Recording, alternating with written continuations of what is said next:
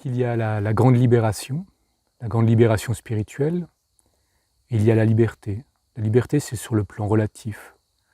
Et c'est important de faire le nécessaire pour élargir ces espaces de liberté, pour que nous ne soyons pas soumis à la dictature de minorités possédantes et qu'on puisse s'ouvrir et avoir de larges espaces de liberté où l'amour et le respect mutuel sont garantis. Et puis après, il y a la libération spirituelle. C'est un truc à ne pas confondre, c'est complémentaire, mais c'est pas à confondre, quoi. La libération spirituelle, c'est dans la verticalité, dans l'absolu. Et que l'on soit enfermé ou libre, il est possible de réaliser la grande libération, l'illumination, l'éveil total, c'est possible. Il y a un éveillé américain dont je ne connais plus le nom qui s'est apparemment illuminé en prison. C'est possible, hein, c'est parce que, en fait, cette libération spirituelle, la grande libération, c'est se libérer de l'idée de toi, de l'idée de moi, de l'idée des autres, de l'idée des choses, et ressentir la vie, le vivant que nous sommes et qui est autour de nous comme une unité infinie éternelle, et nous sommes cette unité infinie éternelle. Donc ressentir jusqu'à un apogée qui nous permet de réaliser que nous sommes un et infini. Et il n'y a pas toi, moi, nous, il n'y a que cette unité infinie qui se manifeste dans une diversité. Et ça, c'est réaliser la libération, c'est la grande libération, c'est l'illumination, l'éveil total, c'est ce que cherchent en règle générale les chercheurs spirituels. Et ça vous conduit là où nous avons toujours été, et tout est, c'est l'infini, éternel.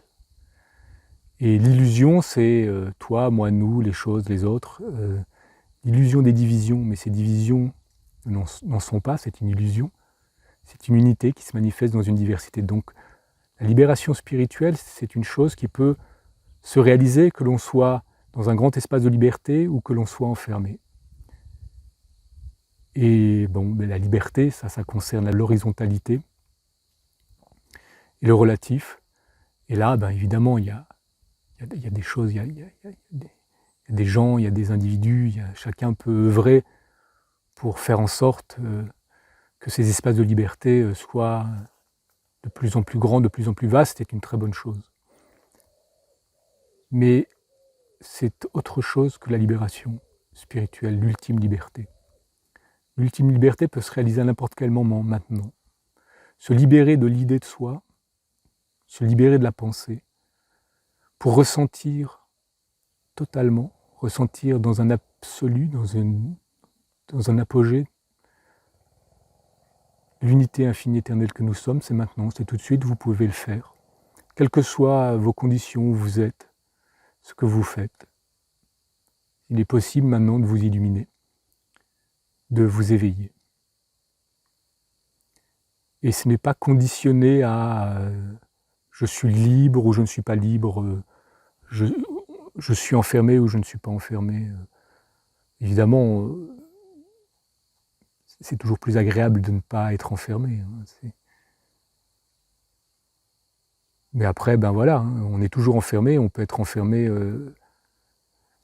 Là, il y a beaucoup de gens qui sont enfermés dans l'avoir. Ils ne savent pas jouir. Ils ont des choses, mais ils ne savent plus en jouir.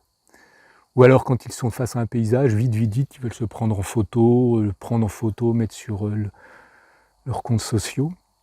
Mais ils n'en jouissent pas. Ils veulent posséder.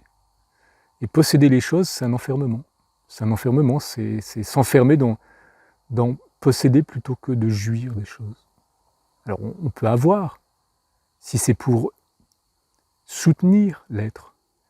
Mais avoir pour anéantir l'être, ben voilà, un enfermement classique, très clair, et qui vous éloigne de la grande libération, qui vous éloigne de la liberté même. Vous pouvez croire que vous êtes libre parce que vous avez beaucoup, vous possédez, mais vous n'êtes pas libre du tout.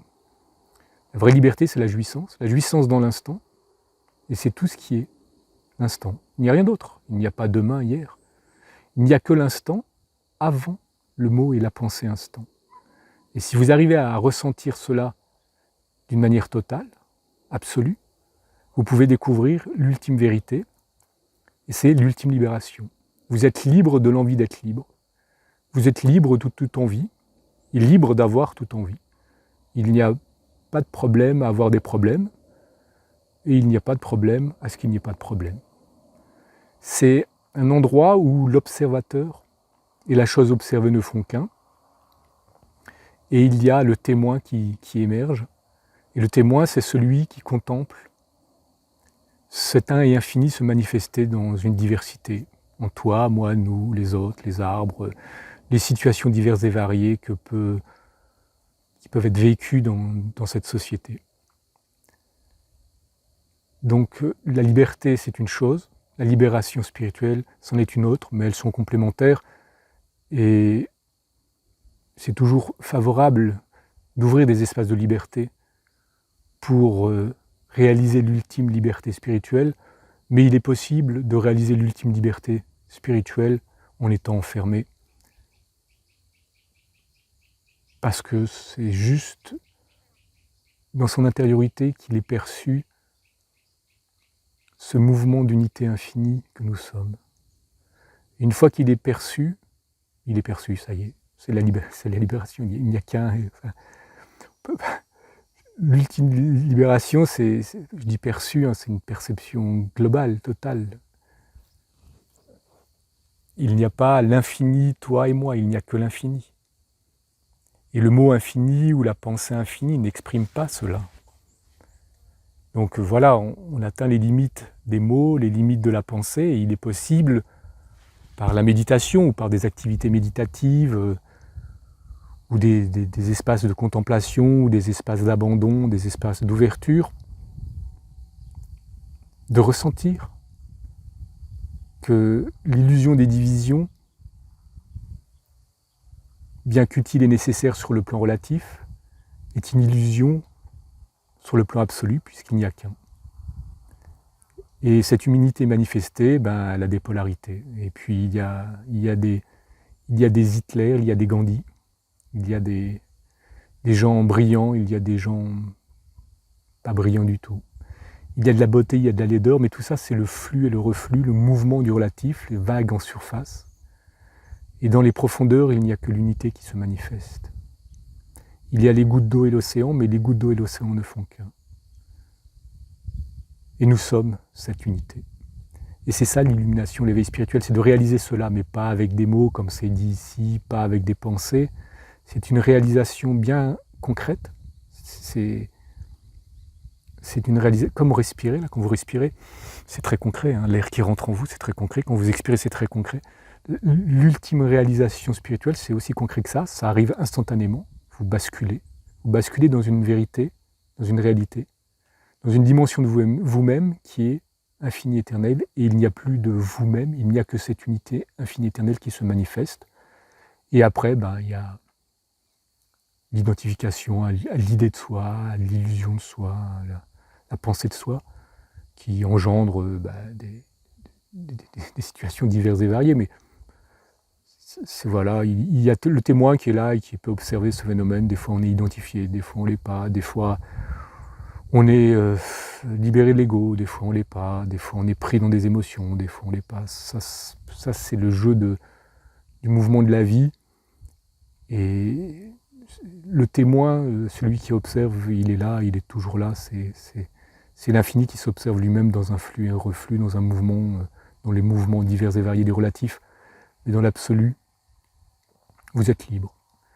Vous êtes libre de toute envie d'être libre. Vous êtes libre de tout. Si c'est l'enfermement, c'est l'enfermement. Si c'est la liberté, c'est la liberté. C'est ainsi. Et bon, je ne peux pas développer plus, parce que c'est quelque chose qui se vit, et puis les mots sont pauvres, les pensées sont pauvres, mais si cela peut un peu aider, guider des gens, et pour ne pas mélanger les choses d'une manière à créer des confusions, tant mieux. Je vous souhaite à tous de découvrir cette grande libération, cette ultime vérité, de réaliser que vous êtes cette unité, et qu'il n'y a qu'un, et que nous sommes cette unité. Donc il n'y a pas nous, il n'y a pas moi qui parle et vous qui regardez, il n'y a qu'un. qui se manifeste dans une diversité.